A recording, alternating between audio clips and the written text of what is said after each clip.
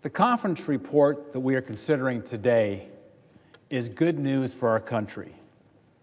Along with providing funding for our veterans and supporting critical energy and infrastructure projects, it also includes $4.8 billion for the agencies of the legislative branch.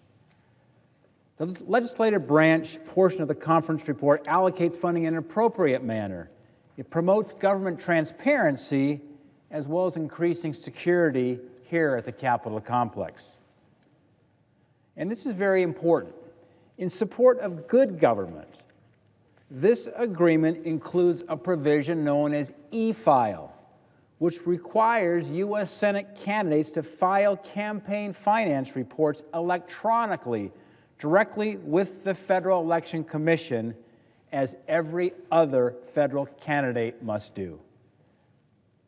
Not only does this provision increase transparency, it will reduce bureaucratic inefficiency, and it's going to save about $1 million in taxpayer funds. This agreement also provides $589.7 million for the Government Accountability Office to hire additional staff to bolster oversight of government programs and spending. Having spent most of my career in the private sector, accountability is a good thing. There's not enough of it here in Washington, D.C. In fact, according to a report issued by the GAO returns $128 for every dollar invested in its budget. That's a good example of accountability in getting results for the American taxpayer. In fact, the resulting benefit of this oversight by GAO was approximately $74 billion in documented savings for the taxpayers in 2017.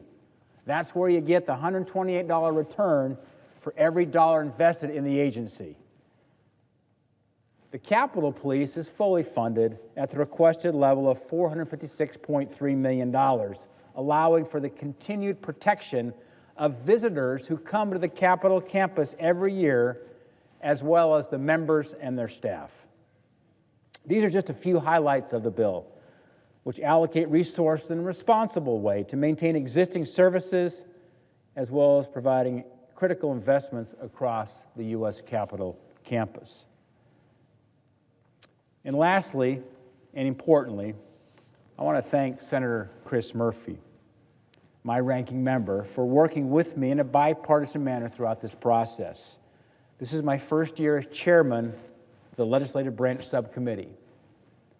I'd like to also thank Chairman Shelby and Vice Chairman Leahy for their leadership and effort to return to regular order on appropriations bills. This is quite remarkable. Now, it shouldn't be.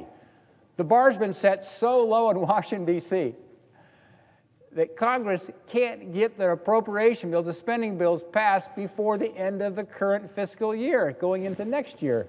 Well, guess what? The fiscal year ends on September 30th, and here we are on September 12th, having debate moving forward now on appropriations. That's a good thing for our country. I urge my colleagues to support this conference report as we continue to move these bills forward to fund the government on time in the right way. And I see my distinguished colleague, Senator Murphy from Connecticut, is here as well, and it's truly been an honor to serve with Senator Murphy to move this forward on behalf of the American people. Thank you, Mr. President.